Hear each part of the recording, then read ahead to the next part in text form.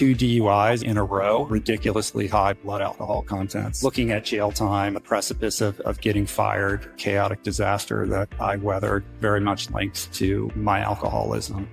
It's also the only drug we know that actually makes people more aggressive. I didn't know what was going on. I started to drink more and more and more, and it was really hard for me to accept that that meant I was an alcoholic. Woke up with the worst hangover. Alcohol used to be this social thing I used to connect with people and go out, had now become something I did nightly, alone, by myself. You know, those situations created such a deep level of shame inside of me that I wasn't able to shake alcohol in the wake of those experiences. Real Lucy came out when she was drinking. I was drinking, just trying to take the pain away. Sobriety first. I got and stayed sober by overcoming denial, finding people to talk to, being honest, holding myself accountable, working a program and helping others and working with a sponsor. It's really only when I created a solid foundation of sobriety that I began to expand in other areas. Having a lot of time at home, I think a lot of people had this same sort of thing. Alcohol. It was getting earlier and earlier. Yes. Easier and easier to go to. It was a situation in which no matter what I did, you didn't quite get the validation that you were seeking. So you're always chasing it a little bit more, to the point where unbeknownst to me or on an unconscious level, like I needed to escape that paradigm. And my first escape was through drugs and alcohol. Every time I had done something or said something that I regretted, it was when I was drinking. And I thought at one point, maybe I don't want to live a life where I'm continually wishing that I hadn't said or done something. And I just spiraled out of control. I didn't care. I didn't want to live. I'd lost the passion to live because whatever is in the alcohol puts you in a bad state. I didn't care. It was like, oh, you've worked all your life for this. You're not bothered, my wife would say. I'd say, no, I don't care if I had nothing. I don't care if I was dead. My parents had reached the level of their tolerance threshold with me. And basically, my dad said, listen, we love you, but we just can't continue to watch you destroy yourself like this. And we can't have anything to do with you. I knew I was just spiraling out of control. And the only thing I could think of to make it better go away for a bit was getting drunk. And that just led to problems after problems after problems. So the answer to that question is, nothing can make it go away except medical advice. I live in the moment because that's the only thing we have in our lives are moments in time. And as soon as I've gone out that door, we can never reverse back and play it again because it's real life. It's not a dress rehearsal. So I don't really care what happens 5 minutes ago. I'm just going to keep going today and living today and enjoying myself because I know what God gives, God can take away in the flash of a second. Mm-hmm. It can all be turned upside down and I've experienced it.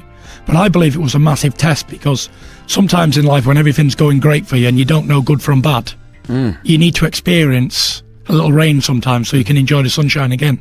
Alcohol is an extraordinarily pernicious drug. And if you're inclined towards it, you can be inclined towards it because you're sensitive to its anxiety-reducing properties, or you can be sensitive to it because it enhances social communication, or because it produces a psychomotor high like or all of those at once. And if you're particularly predisposed to alcoholism, you can experience all three at once. My business partner, he when we started the business, became an alcoholic about 3-4 years in because it was just too tough. And then he had like severe suicidal ideation.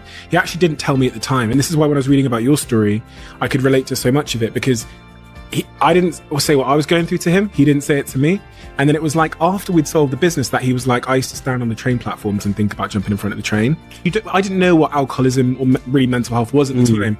But I'd go downstairs 3 a.m. in the morning and I'd open up the laundry room and he's in there with a bottle of wine at 3 a.m. The lights are off and he's just drinking it, sat on the clothes. And I read similar sort of story or narratives in your story where, you know, you were having moments of that kind of like ideation. You were having moments of suicidal ideation and... Yeah, I mean...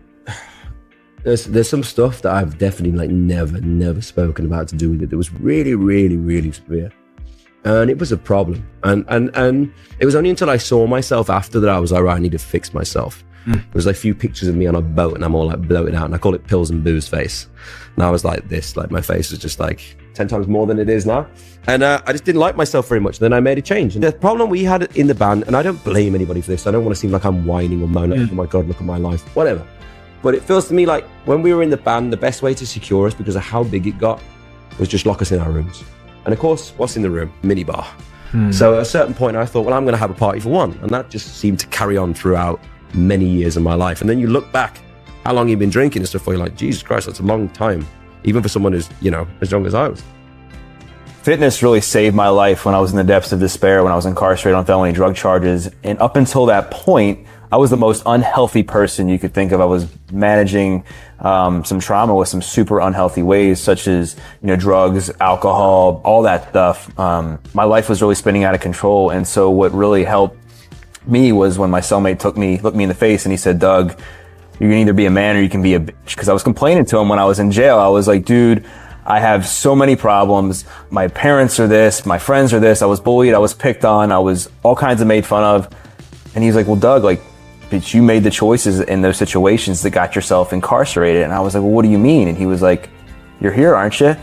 And I really believe, Tom, that we're not defined by our circumstances. We're defined by the choices we make in response to our circumstances.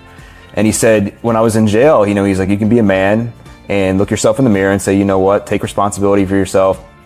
You got yourself here. You're here right now. And you can, man up and do what you need to do to get better. Or you can be a bitch, go cry in the corner, blame everybody for your problems, say, woe is me. And where I came from, where I grew up, being called a bitch isn't cool. And I was like, you know what? I'll take the opportunity of being a man. It's tough. And I think, especially when we don't have that belief in ourselves, when somebody says, I believe in you and you can do it, and I'm going to help show you the way to get you started. I was like, I'd never had anybody do that to me before, that unconditional love. I just felt like this void being filled from, whether it was the friends I had that were just using me for drugs, or whether it was my relationship with my parents.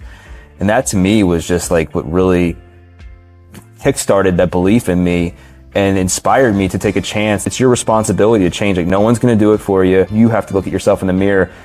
Alcohol, because it enhances sociability and also suppresses anxiety, is a good social anxiety medication. But the problem is you don't learn how to conduct yourself as a sober individual in social circumstances. Yes. And you learn very rapidly to rely on the alcohol, not only as a social lubricant, but as the basis of your social behavior. And I would say, to young people who are watching, listening, that's a stupid plan. You should learn how to be in a social group with others when you're sober so that you bloody well know how to do it. I had a friend in Montreal. They had this monkey ranch on St. Kitts, and they used to go down there and study the effects of alcohol on green monkeys, which 5% of whom would drink to coma on first exposure. And they had videotapes of these damn monkeys drinking, and it looked like a frat party, but 5% of them on first exposure would drink to coma. And those were the monkeys that had a biological predisposition to alcoholism. And alcohol is a really bad drug. 50% of murders take place in an alcohol-fueled environment. Either the victim or the perpetrator or both is drunk. It's almost the sole cause of domestic abuse. It's almost the sole cause of so-called date rape. If you dig into criminal behavior deeply enough, well, hell, you don't have to dig much at all before you find alcohol that actually makes people more aggressive, not merely because they don't know what they're doing.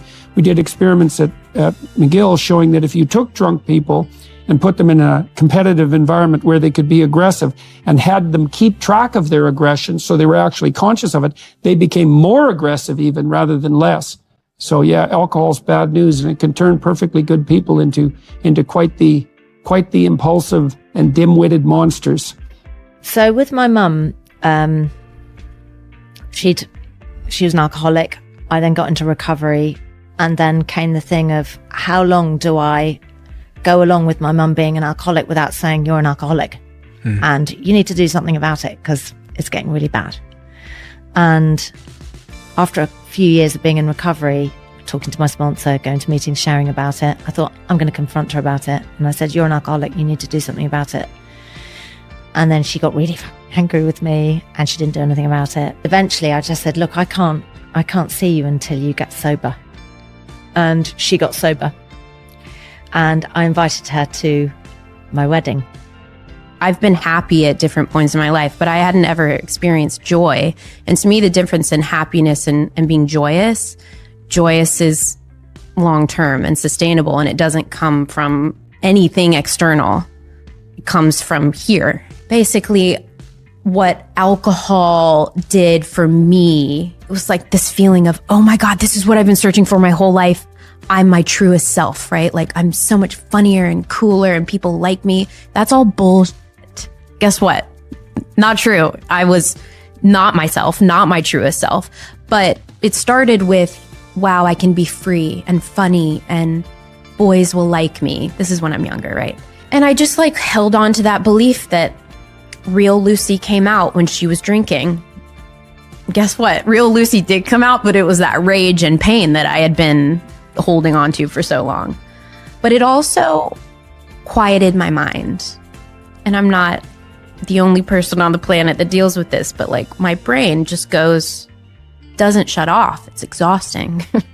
But when I drink, because I was like textbook binge drinker, like blackout, wouldn't remember what I did, what I said, which is scary. And it's also hard to explain that type of drinking to someone, because people who haven't experienced it or dealt with it personally, like addiction is such a topic that is still so taboo, because people would just tell me, well, Lucy, don't drink. Oh, thank you. Oh, okay.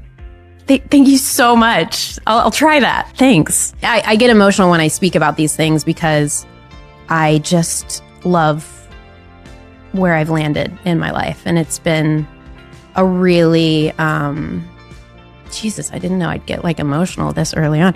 It's just been a really powerful and painful, insightful, joyous, horrible journey. And I love that I can sit across from you now and be my most authentic self. I've always kind of felt like an open wound, if that makes sense. Like even as a kid, I just felt like I felt things in a really deep way.